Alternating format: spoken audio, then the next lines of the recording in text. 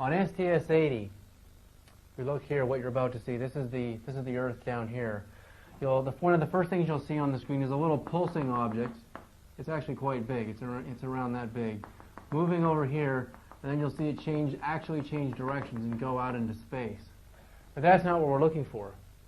In the middle of the screen, slowly, you'll see a very big kind of translucent ball with a hole in the middle, very similar to the rest of our UFOs, kind of streaking by and going into the distance. And slowly, slowly, slowly, as it goes into the distance, you can see it getting smaller and smaller and smaller. So we were experiencing the depth of field of one of these large disks as it's moving past, way, way past the space shuttle and into the far distance. It basically reaches a point, and once it reaches this point of its destination, it stops moving, and then it becomes extra luminous. It starts to give off some extra light. And slowly what we start to see is a formation, an actual circular formation, kind of looking at an angle into this formation. We can see these objects that are slowly moving into position and then actually lighting up. Once they hit their positions, they're lighting up. This is suggesting incredible intelligence, something you wouldn't expect for space debris or space junk or some sort of natural phenomena. You certainly couldn't expect that meteorites or shooting stars could fly through space and then stop at a point and then all of a sudden give off this extra luminosity. The luminosity is constant once they start giving it off.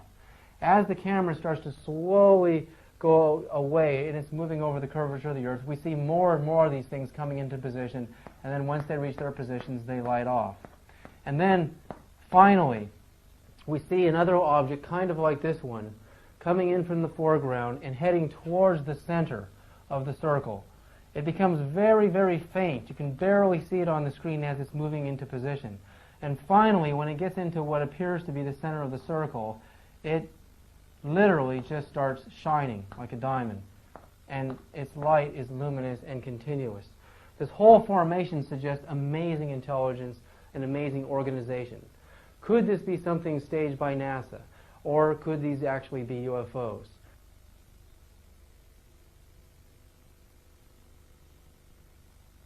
We see two of our very familiar looking disc-shaped objects coming into position here and here on your video monitor. One comes in from one direction and one comes in from another direction. And then we hear a go for wake shield. That's something that one of the people from Huntsville, Alabama say on the radio. And then they just literally, after we hear go for wake shield, they just literally bolt out into space and disappear in a matter of a second or two. Houston for wake shield.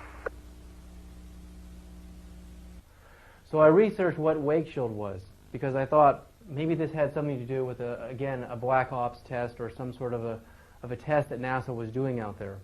Wake shield has nothing to do with these two things. Wake shield is actually a satellite used for growing pure crystals in the wake of the satellite. When the satellite actually travels through space and it's moving, it actually produces a wake just like a boat does on a lake. And inside the wake, they grow very high quality crystals for, computer chips and semiconductors. So wake shield has literally nothing to do with the two objects you're seeing. The objects are probably unidentified flying objects or UFOs.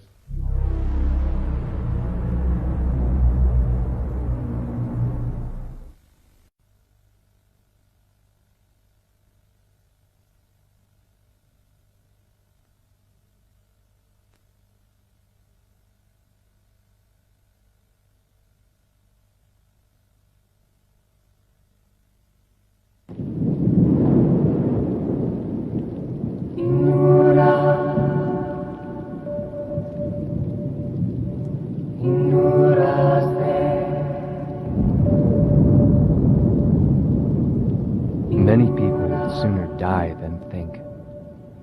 In fact, they do so. Bertrand Russell.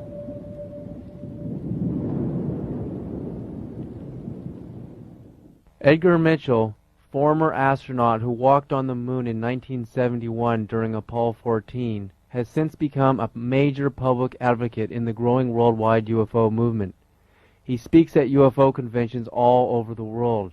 In a 1998 London Times news article, Mitchell is described as believing that aliens have landed on the Earth and he has intensified his campaign to persuade Washington to acknowledge life beyond our skies. Mitchell argues that life is almost certain to exist on any other planet with a supportive environment.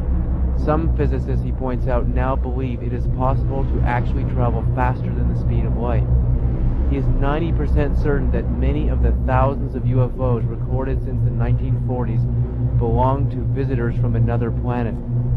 Although some have been delusions and others natural phenomena, too many remain unexplained, he said. This suggests there are humanoids manning craft which have characteristics not in the arsenal of any nation on Earth that we know of. This is very alarming, he said. Edgar Mitchell holds a PhD from MIT and stands to be a perfect candidate in this particular NASA UFO investigation. Mitchell says his research, including conversations with people who have worked in intelligence agencies and military groups, have convinced him that the American government has covered up the truth about UFOs for 50 years.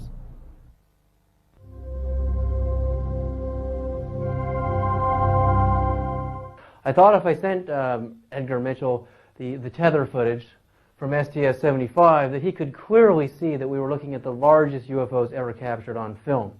I wrote Apollo 14 astronaut Dr. Edgar Mitchell in October of 1999. On November 24, 1999, Edgar Mitchell wrote me the following letter. David Sereda, yes, I have received your film and reviewed it and the info package you provided. I see utterly nothing about the tether incident that is particularly interesting. If there is more revealing footage, then I will look at it. However, I have looked at many feet of space film and have yet to see only one that has anything worth looking into regarding UFO appearances. Signed, Edgar Mitchell.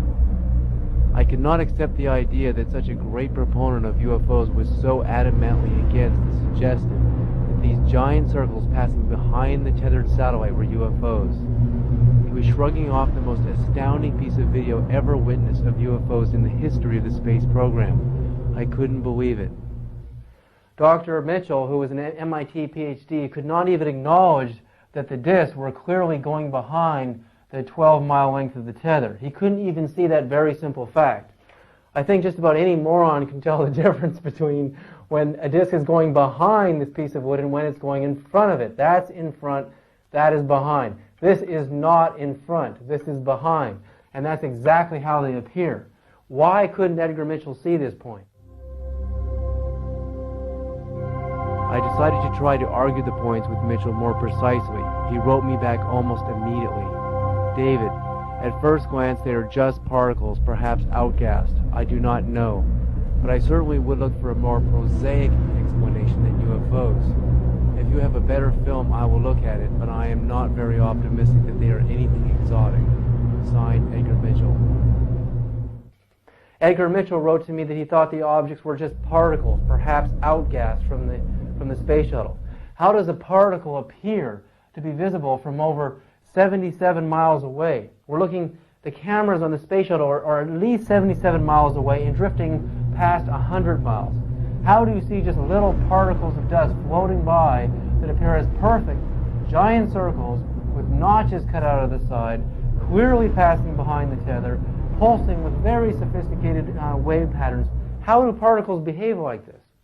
Maybe I have to relearn and reinvestigate particle theory to understand some of these ideas, these ridiculous ideas that some of these scientists are coming out with.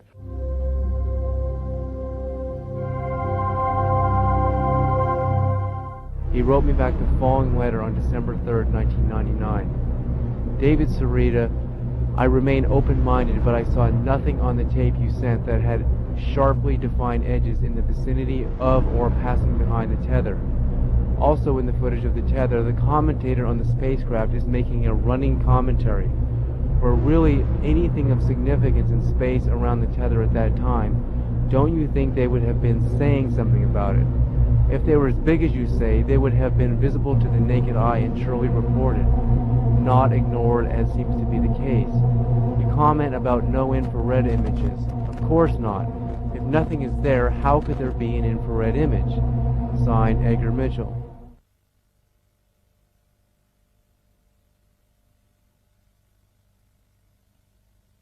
The first point that Dr. Mitchell makes here is that I saw nothing on the tape that had sharply defined edges in the vicinity of or passing behind the tether. Reveals that he is ignoring just how defined the edges of these huge discs are and how sharply defined they are as they travel behind the very clear edges of the tether. More precisely about the tether, we remember the Huntsville, Alabama NASA operator asking the crew, "And how wide does that tether appear to be? It seems to resemble a much wider strand than we'd expect. Can you describe which way the satellite is visible on that strand?" The 12-mile-long tether cable was only a tenth of a centimeter in thickness and should not have been visible from over 77 miles away. There was no answer to why it appeared so thick because the shuttle astronauts did not know the answer then. But on Wednesday, February 28, 1996, of the NASA